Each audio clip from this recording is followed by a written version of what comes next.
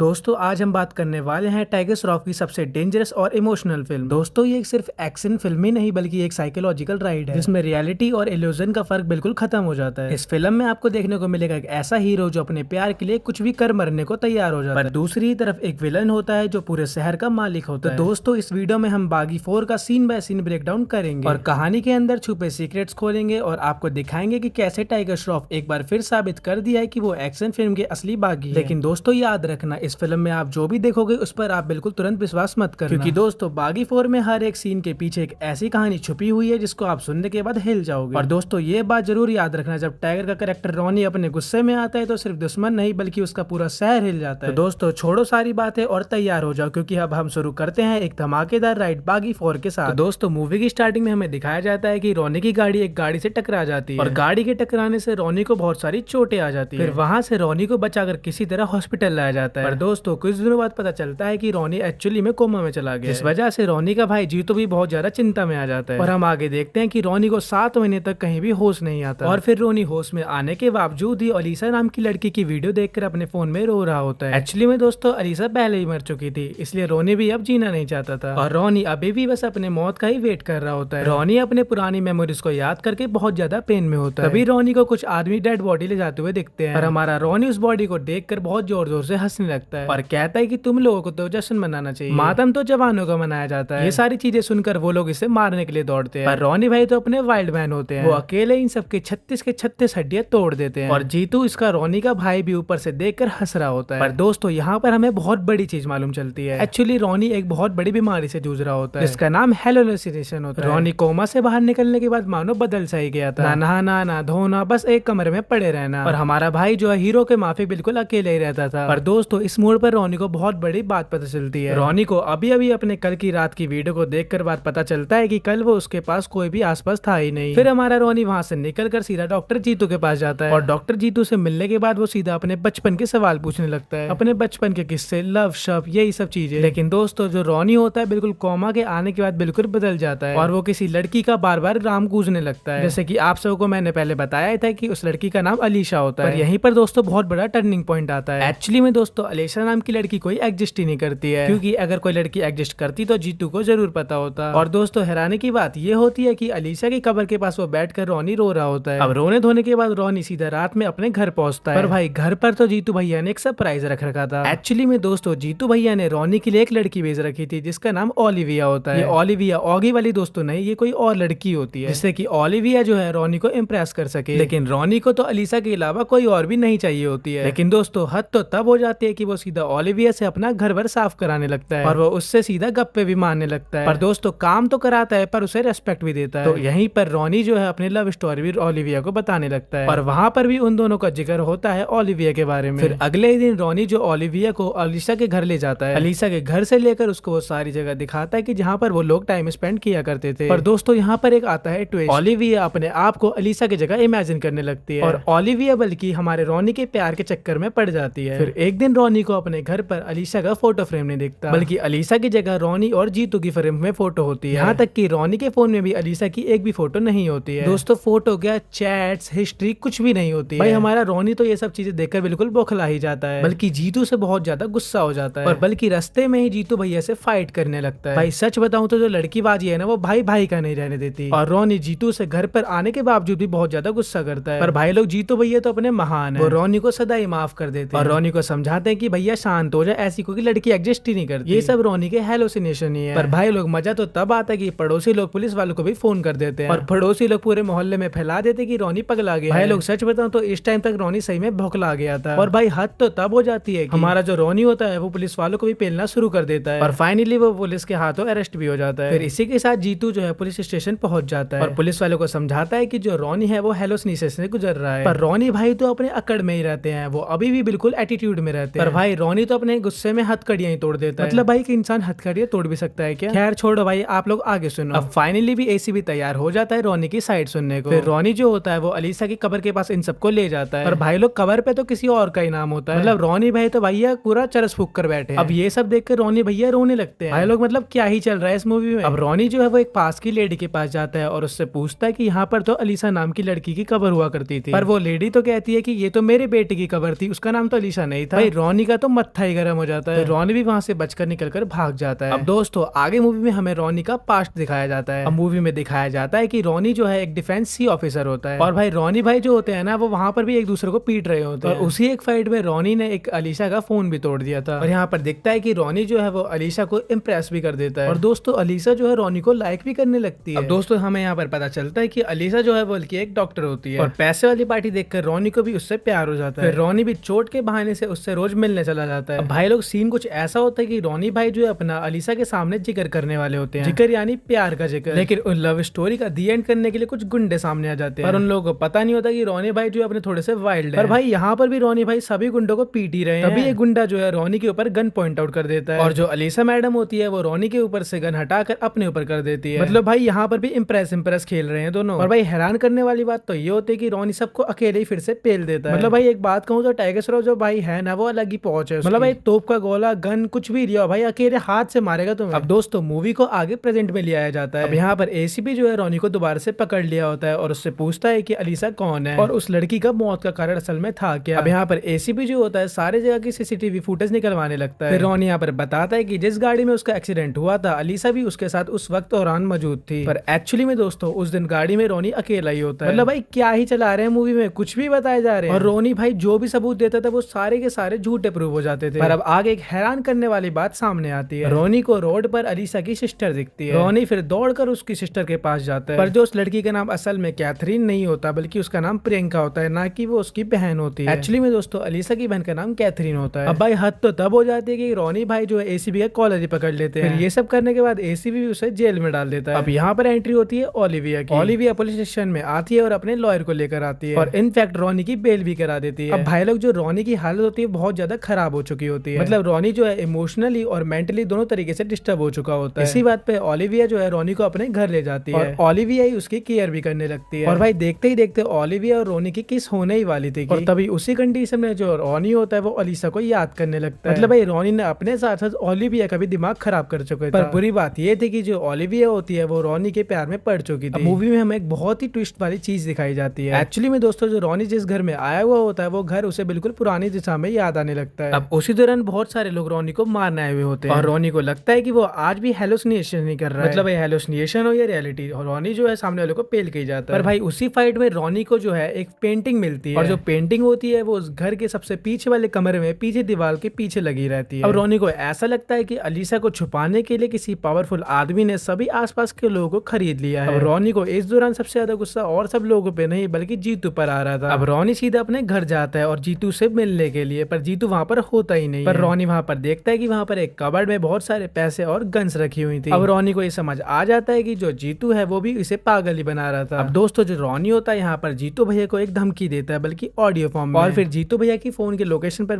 वो चला जाता है। अब यहाँ पर जाकर रोनी को पता चलता है कि जीतू भैया तो बहुत बड़ी कंडीशन में है। यहाँ पर बहुत सारे गुंडों ने जीतू भैया को मारकर लटका रखा था और रोनी के जीतू भैया के पास में आते के साथ ही उसको फांसी भी लग जाती है। और जीतू बार बार रोनी से कहता है कि तुम यहाँ से चले जाओ। पर दोस्तों हम सब तो जानते हैं कि रोनी भैया जो हमारे थोड़े वाइल्ड है, ये पिल्ले में नहीं बल्कि पेल्ले में विश्वास रखते हैं। अब जब रोनी जीतू को बचाने के लिए जाता है तो बहुत सारे गुंडे उसके पीछे लग जाते हैं और वो जीतू को पॉइजन वाली नीडल चुबाकर मार देते हैं। पर जीतू भैया के मरने से पहले बहुत बड़ा सच सामने आता है। जीतू भैया यहाँ पर बताते कि ये जो सारा नाटक चल रहा था वो रोनी को इन गुंडों से बचाने के लिए ही चल रहा था, वरना रोनी भैया अब तक पेल चुके होते। पर दोस्तों यहाँ पर अफसोस की बात ये होती है कि जीतू भैया यहाँ पर डेथ कर जाते हैं। पर नेक्स्ट दिन जो है जीतू भैया का फोन पुलिस के हवाले लग जाता है और रोनी यहाँ पर प्रूव हो जाता है कि उसने ही अपने जीतू भैया को मारा होगा और यहाँ पर प्रूफ हो चुका था कि रोनी ही वहाँ पर कातिल है। इस तरह से दोस्तों बागी 4 का दी एंड हो जाता है। तो दोस्तों अगर मैं एक लाइन में रिव्यू करना चाहूँ तो ये होगा कि मिक्सी में डालो 60 ग्राम एनिमल, 2 बड़ा चमचा मार्को और 1 छोटा चमचा किल और 1 आधा चमचा बागी 2 और बन गई बागी 4। मतलब दोस्तों मूवी थी कि मजाक था, मतलब हम सबका बिल्कुल टाइम ही वेस्ट कर दिया। छोड़ो दोस्तों, इसी के साथ हमारी मूवी की एक्सप्लेनेशन समाप्त होती है। और दोस्तों अगर आपको हमारी एक्सप्लेनेशन समझ आई हो तो अगर अच्छी भी लगी हो तो लाइक करे, सब्सक्राइब करे और चैनल पर जरूर कमेंट करें। और हम आप लोगों के लिए हम ऐसे ही नई नई वीडियोस, नई नई मूवीज की एक्सप्लेनेशन में लाते रहेंगे। जब तक के लिए दोस्तों जय हिंद, मिलते हैं नई वीडियो में।